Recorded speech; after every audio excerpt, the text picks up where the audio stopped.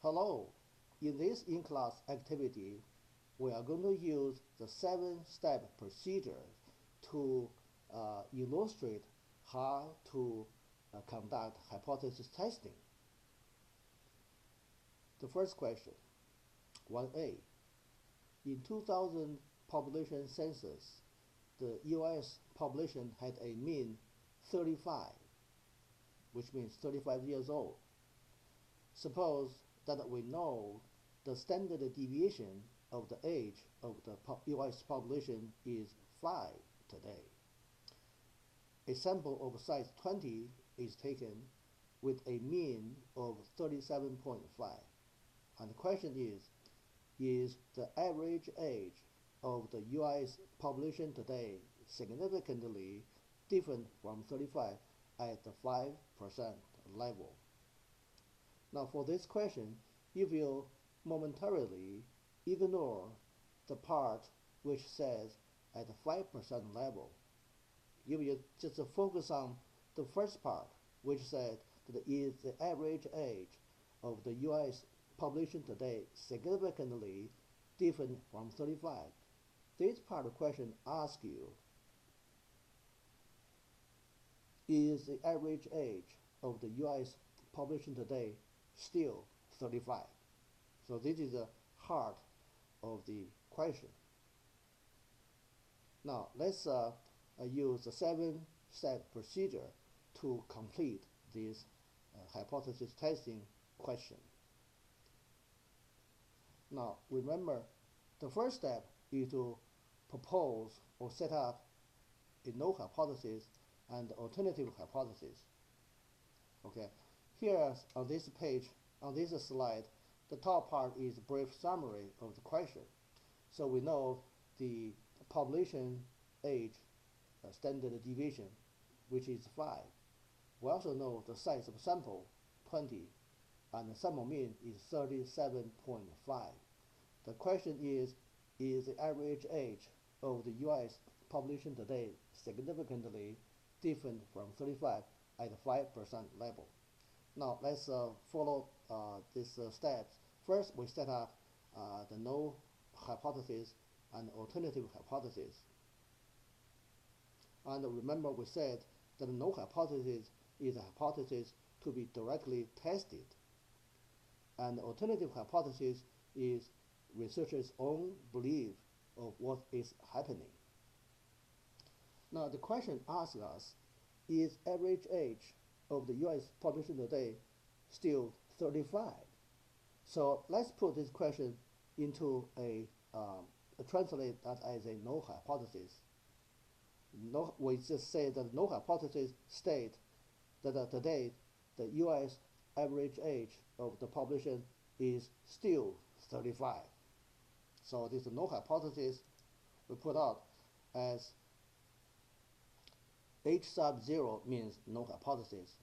This hypothesis says that the average age of the US population today is still 35. So we write this equality, we write this equation. This equation officially should be stated in negative. That is, the way we say this equation is that the average age of the US population today is not significantly different from 35. So this is how we formally state this null hypothesis. So we state this null hypothesis in negative. The average age of the US population today is not significantly different from 35. Now let's find out what is the alternative hypothesis. Now, by the way the question is asked, the question asked, is average age of the US population today significantly different from 35 at the 5% level? When a question asks whether something is different from something else, it means that this alternative value could be higher than 35 or could be lower than 35. So either way is different. It did not ask specifically whether it's older than 35 or younger than 35. It asks you is different. So different imply two possible answers. Two possible answers means that it's non-directional. Non-directional. In other words, the researcher, as a researcher, I may think that given what's happening since 2000 population census, there are two possibilities to the average age of the U.S. population today. One possibility is that the average age of the U.S. population become younger because of the immigration from developing countries. Those immigrants tend to be young people, and these young people tend to pull the average age of the U.S. Population to be younger than 35. So this is one current. But the other possibility is that the average age of the U.S. population today become older because of the aging society. So as a researcher who study U.S. Demography, I have some insights about what's going on in the U.S. population. So there are two currents going on here. One current is trying to pull the U.S. Population age become younger due to immigrants from foreign countries. The other current is that within the U.S., people are become older, and that may pull the average age of the U.S. population toward the opposite direction to become older. So as a researcher, I believe that one of these currents is more dominant over the other, either which makes today's average age of the U.S. population become either older than 35 or younger than 35. Now, either way, I believe that the two trends are not equal.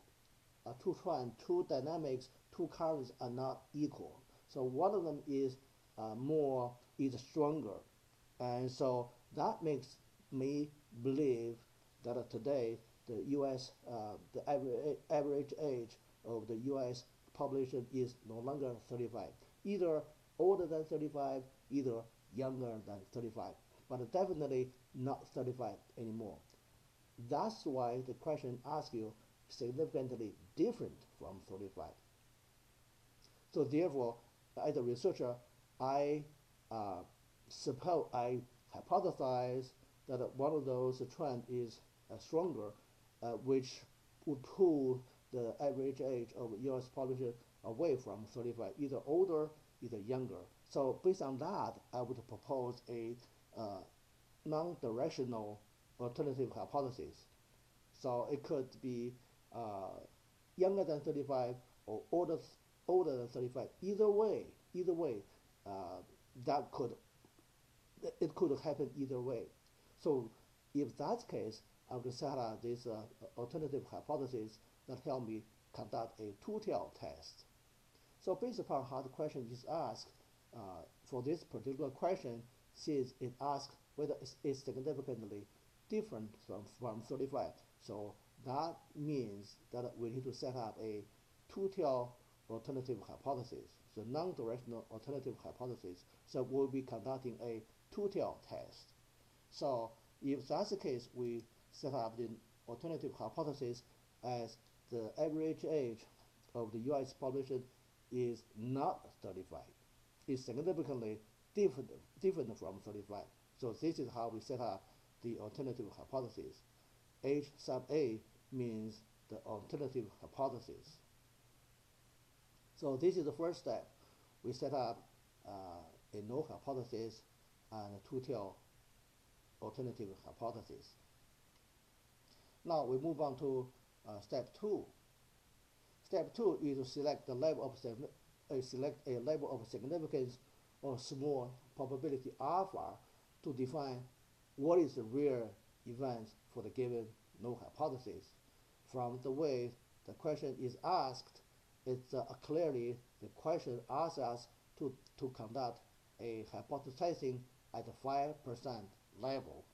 That is, we use 5% or lower as the definition of real events for the given null hypothesis. All the events that happen at 5% or lower probability level will be regarded as real events for the given null hypothesis. So this step number 2 simply states that alpha is set at the 5% level. Now step number 3. Based upon the 5% alpha level we set up in step number 2, we need to find out the critical scores that correspond to this 5% alpha level.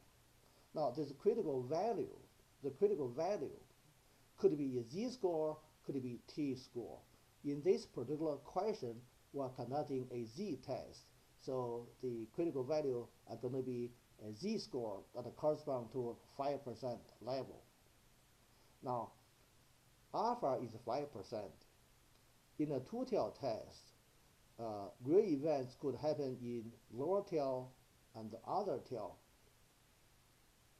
So with 5% in general, we may have a different way to split the 5% in lower tail and upper tail.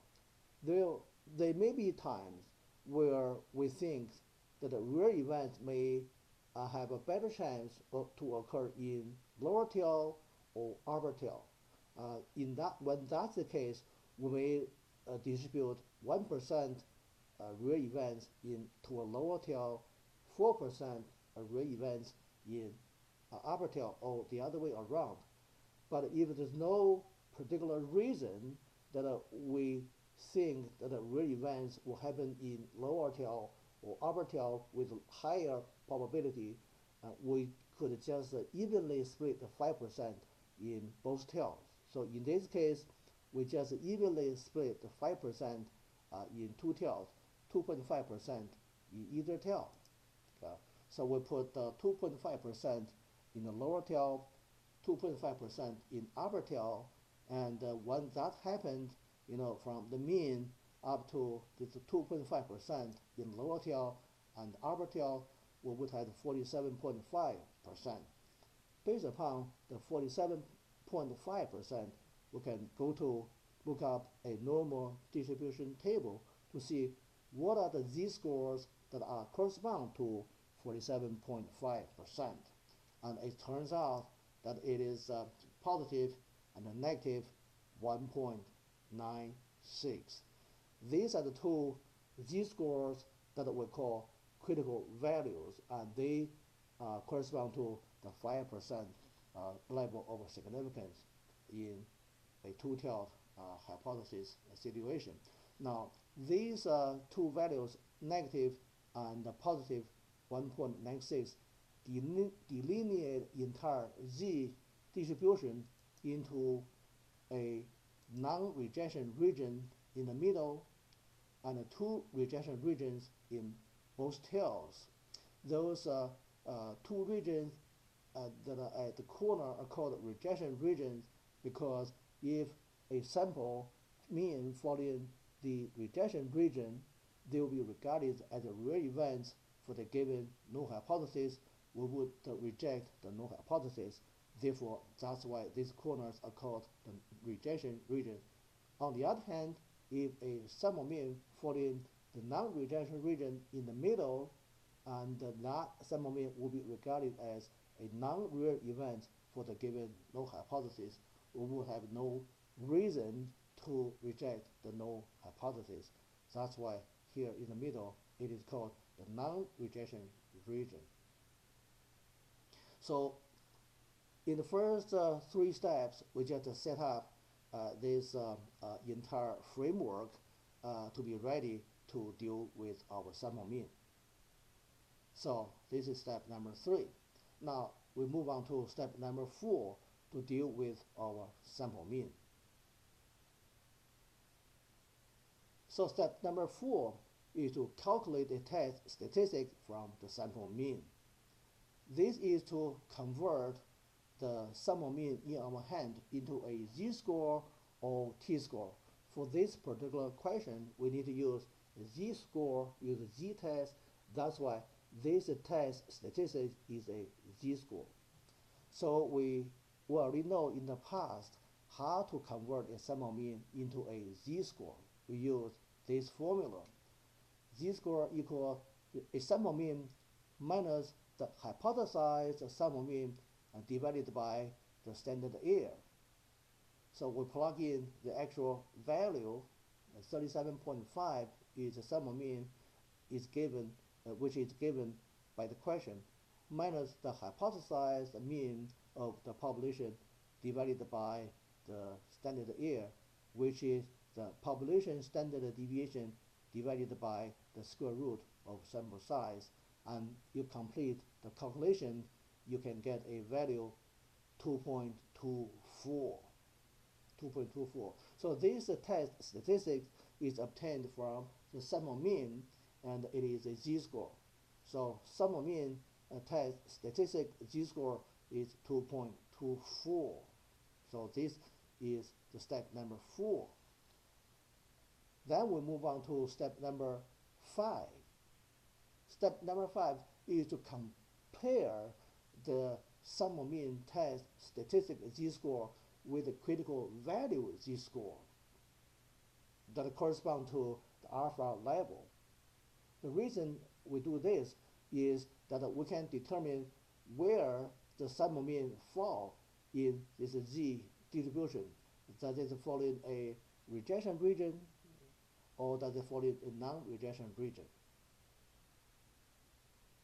We know a real event, if the test statistic fall in a rejection region, we would regard it as a real event for the given null hypothesis.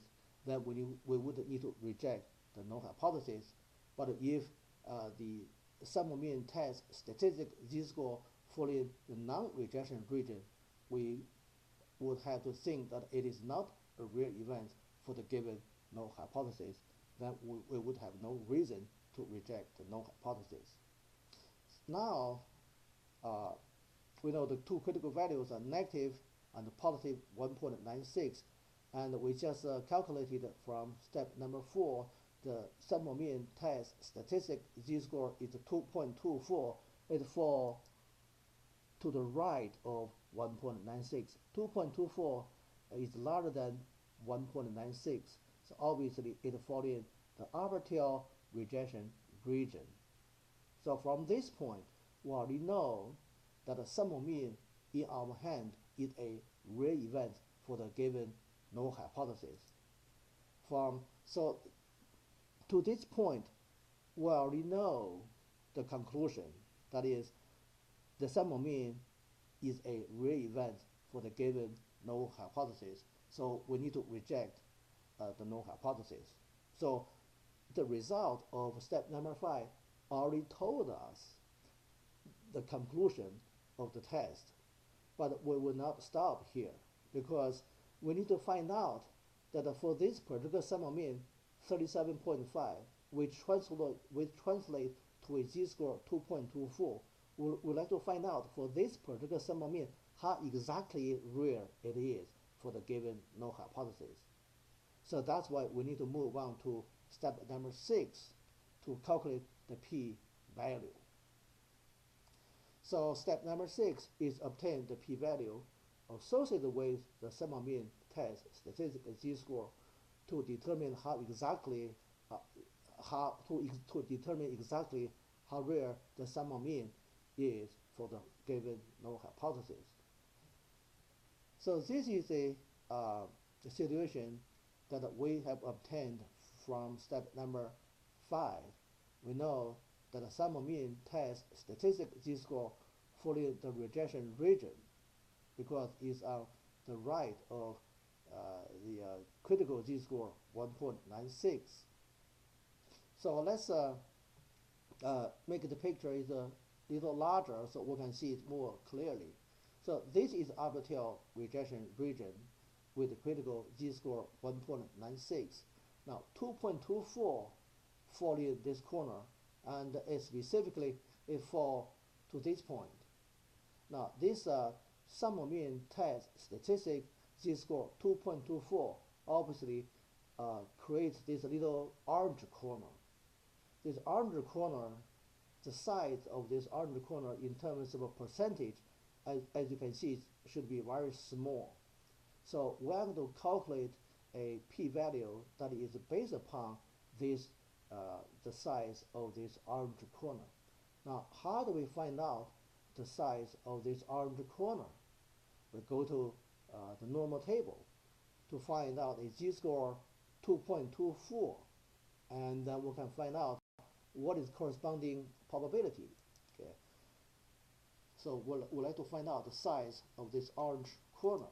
So we go to Z table to find out that we find the probability for a z-score to fall between 0 and 2.24 is 0.4875. In a normal distribution, that would mean that from the mean up to 2.24, this pink shaded area is 0.4875.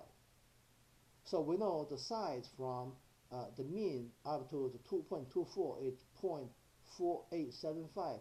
So we can really calculate the size of this orange corner, which is to subtract 0.4875 from 0.5. That gave us this corner 0.0125.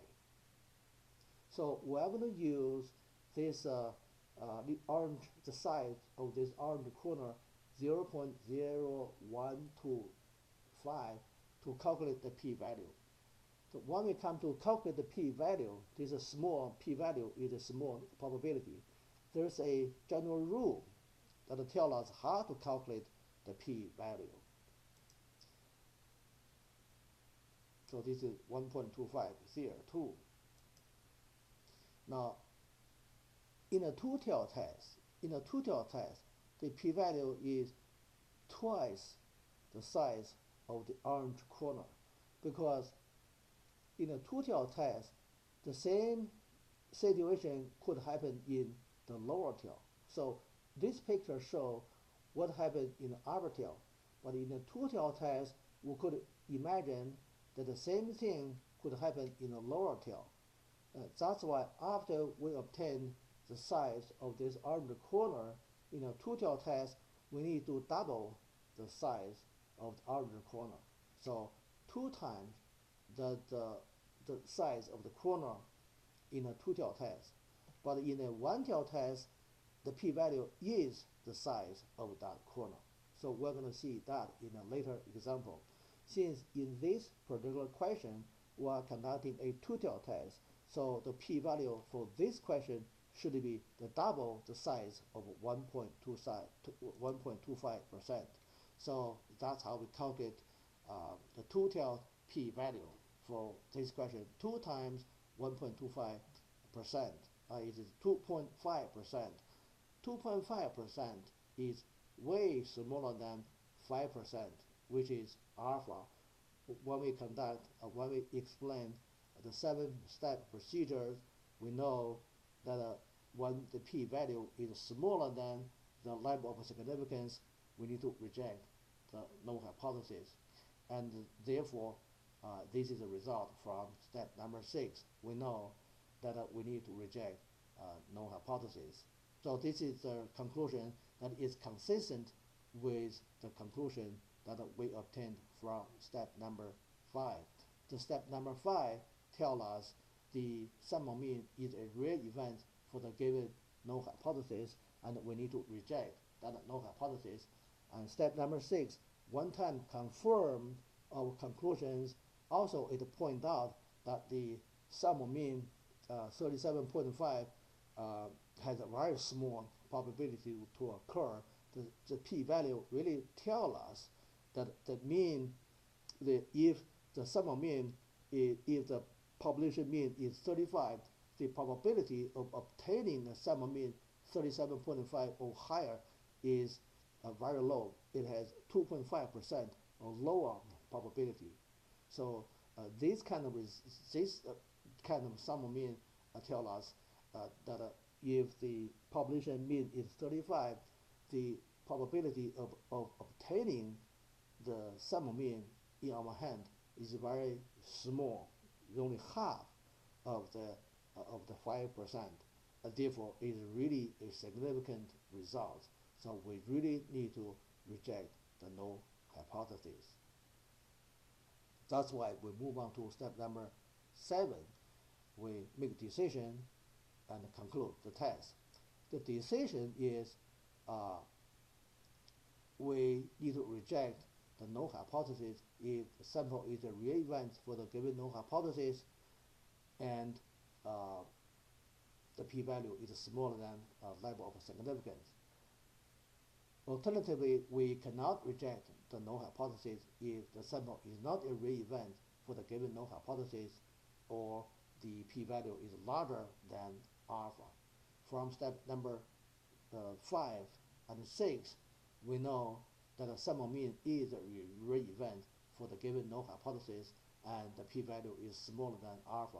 Therefore, for this particular question, we definitely need to reject the null hypothesis. So we first make a decision. Decision is that we reject the null hypothesis, and we conclude that the population mean is significantly different from 35 at the 5% level. And to this point, we complete the hypothesis testing for this question. You can really see that when we make a decision and conclude the test, this statement comes in two parts. First part is we make a decision. We decide that we reject null hypothesis. After that, we conclude that the population mean is significantly different from 35 at the 5% level.